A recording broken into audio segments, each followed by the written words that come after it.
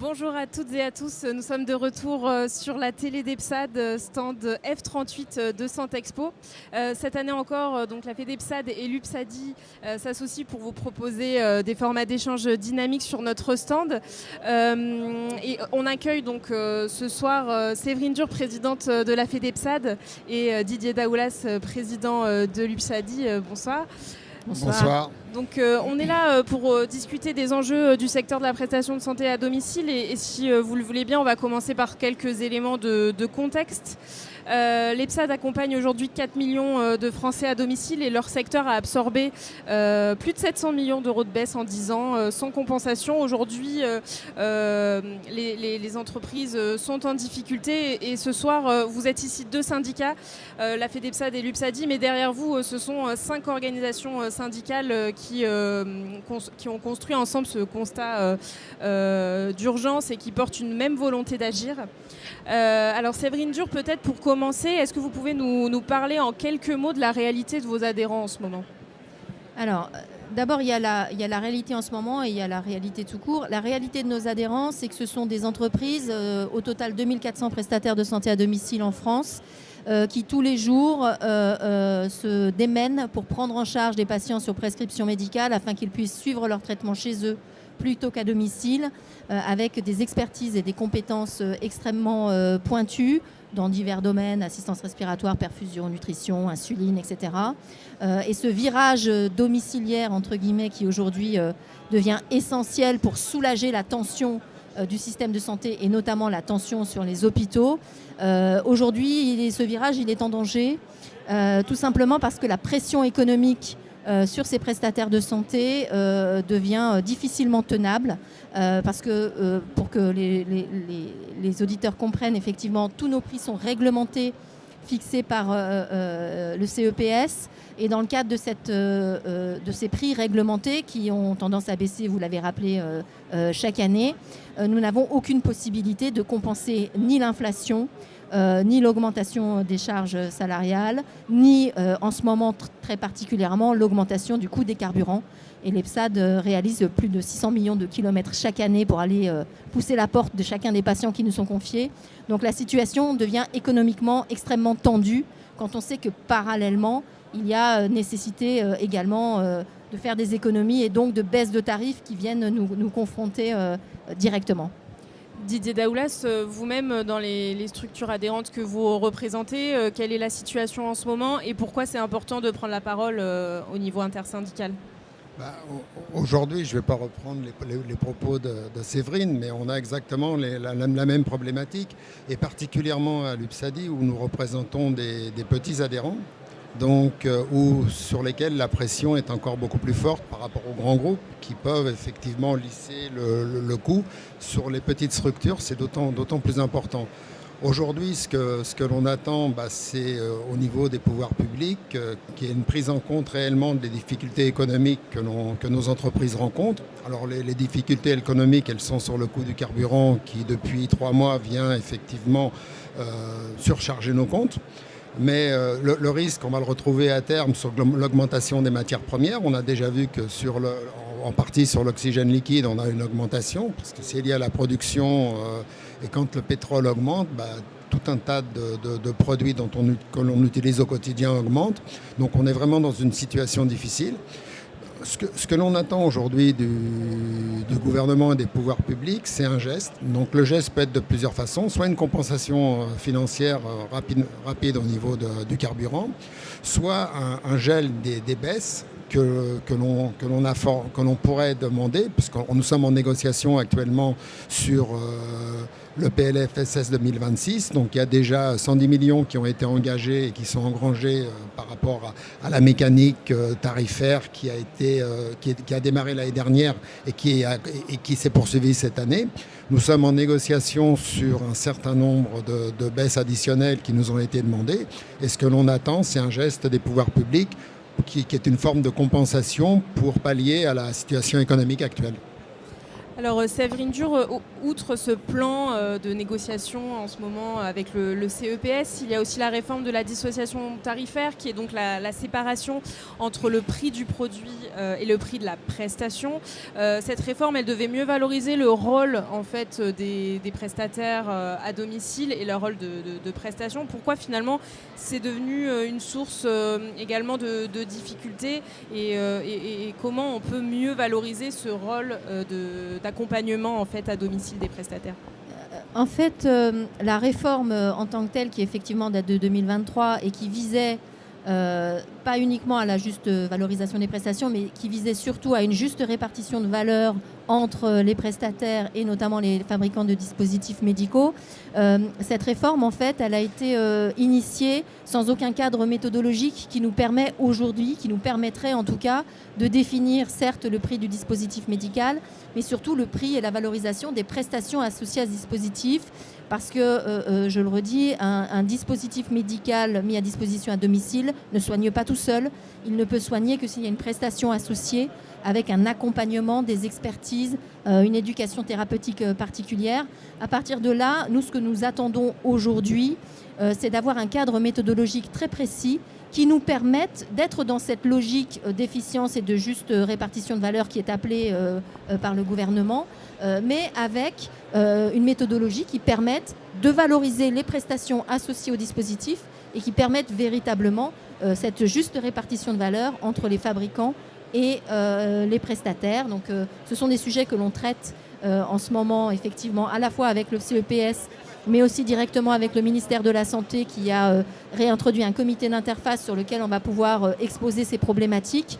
Notre enjeu étant vraiment de rentrer dans une logique où on soit en co-construction avec nos tutelles dans un objectif commun qui est une meilleure efficience du système pour tout le monde et une juste répartition de valeur et de permettre à nos entreprises aujourd'hui de soutenir les différents chocs auxquels elles sont confrontées.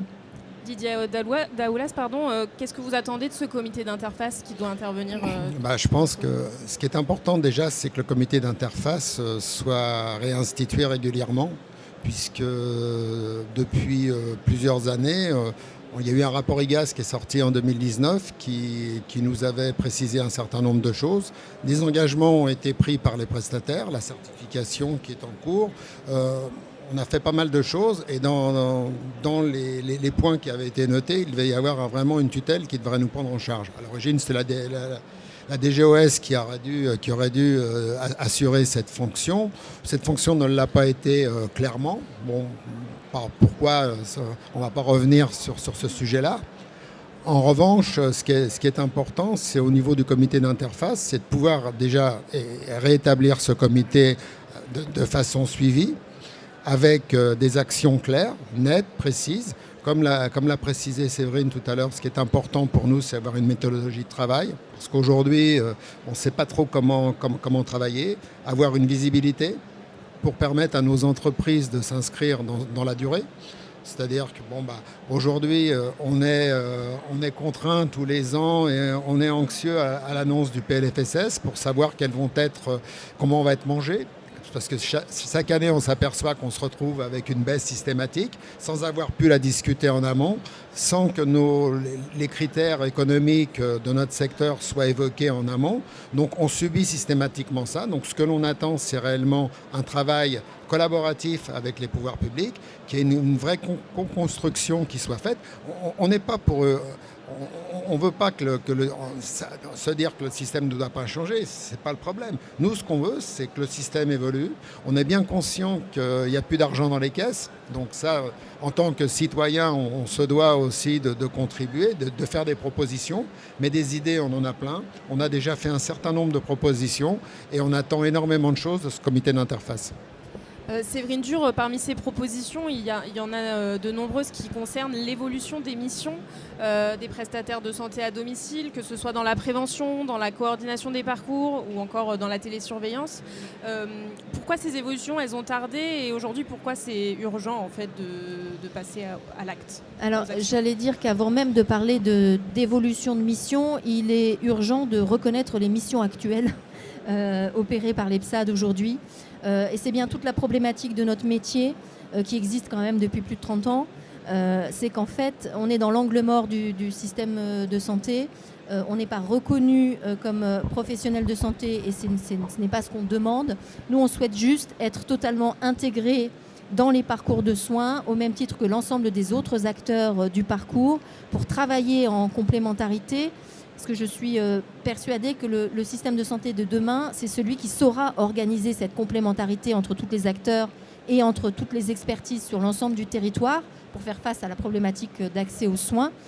Donc ce qu'on demande, nous, simplement aujourd'hui, c'est d'être entendu et reconnu dans la contribution qu'on peut apporter au système de santé, à son efficience, à sa pertinence, en rendant possible le virage domiciliaire, parce que nous sommes les opérateurs du virage domiciliaire, certes qui agissons en complémentarité avec les autres acteurs de ville, mais sans nous, il n'y a pas de prise en charge à domicile possible. Donc une fois qu'on aura reconnu cette mission dévolue au PSAD, derrière, bien évidemment, on peut imaginer bien d'autres missions qui vont contribuer à l'efficience du système, au premier rang desquelles la prévention, puisqu'à chaque fois que l'on pousse la porte d'un patient, on a l'opportunité d'être une sentinelle de proximité qui va venir repérer des fragilités, qui va pouvoir alerter, qui va pouvoir éviter des hospitalisations, qui va pouvoir éviter des coûts globaux pour l'assurance maladie, pour le système. Donc pour moi, la première priorité, c'est reconnaître les PSAD aujourd'hui et ensuite clarifier les missions potentielles qu'on pourrait leur confier, toujours dans une logique d'efficience, de contribution et de pertinence des soins. Didier Daoulas, la prochaine échéance budgétaire arrive bientôt cet automne avec un prochain PLFSS. Les parcours de soins dans lesquels les PSAD interviennent, ce sont aussi des parcours de soins efficients qui sont moins coûteux pour l'assurance maladie que les parcours hospitaliers. Justement, est-ce que vous pouvez nous éclairer un petit peu sur cet aspect-là et nous parler peut-être des différentes études qui ont pu être menées, qui ont mis en avant cette efficience et cette pertinence, et aujourd'hui dont les pouvoirs publics ne se sont pas encore assez saisis finalement? Aujourd'hui, effectivement, nous avons constaté, et ça depuis un certain temps, que le coût de l'hospitalisation est beaucoup plus important que le coût de l'hospitalisation à domicile. Et quand on redescend du maintien à domicile, de la prestation de santé, c'est-à-dire que lorsqu'on maintient un patient au domicile, déjà il est dans son cadre de vie naturel. Certains patients effectivement préfèrent ce système. Ce qui ne veut pas dire que quand le patient le nécessite, il ne faut pas aller dans une hospitalisation. Je n'ai pas dit ça. J'ai dit simplement que notre objectif à nous, c'est de maintenir le patient le plus longtemps possible au domicile, quand c'est possible. L'avantage, c'est que c'est moins coûteux pour le service public et ça permet au patient d'être dans son cadre de vie. Donc ça, c'est quand même un point positif. Aujourd'hui, on s'aperçoit qu'il y a un certain nombre de volontés politiques qui ont été de dire bon, l'important, le virage domiciliaire, on doit vraiment l'appliquer, on doit travailler dessus. Bon, ça, c'est une belle parole. En revanche, derrière, on s'aperçoit qu'il n'y a pas grand-chose, puisque aujourd'hui, les patients sortent de l'hôpital.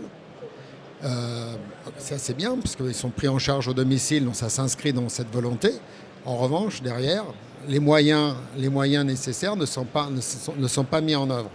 Alors, on a essayé pour que nos demandes soient pertinentes, on a travaillé sur différentes études que l'on a proposées au pouvoir public en leur disant, voilà, effectivement, c'est toujours relativement compliqué de faire une étude médico-économique, mais on en a fait certaines qui nous ont permis effectivement de montrer que le coût au domicile est nettement inférieur. En revanche, aujourd'hui, les pouvoirs publics ne s'en sont pas saisis, ce qui est bien dommage parce qu'on pourrait réellement faire des économies. Et notre volonté à nous, à court terme, à travers probablement le comité d'interface, puisque c'est probablement le point initial de ce qu'on va essayer de faire derrière, c'est d'être entendu, d'être écouté et de pouvoir apporter notre pierre à l'édifice par rapport à la connaissance de notre métier et du terrain. Puisque aujourd'hui, on a vraiment l'impression que l'information part du haut et on nous l'impose sans forcément bien connaître la réalité du terrain et surtout la réalité économique. nous, ce qu'on souhaiterait faire à l'avenir, c'est l'inverse, c'est-à-dire partir du constat du besoin et pouvoir travailler avec les pouvoirs publics pour arriver au final à faire des économies dans le système de santé, c'est-à-dire prendre en charge le patient au meilleur coût à domicile. Donc on le voit, le secteur a des propositions et la volonté de construire avec les pouvoirs publics et en intersyndical. Il reste à savoir maintenant si les pouvoirs publics vont l'entendre dans les mois à venir. Peut-être pour conclure, quel message vous souhaiteriez adresser aujourd'hui aux pouvoirs publics sans langue de bois et au nom des 5 syndicats représentatifs d'EPSAD? Ça, c'est la bonne question. J'allais dire de manière un petit peu triviale, arrêtez de tirer sur l'ambulance en fait.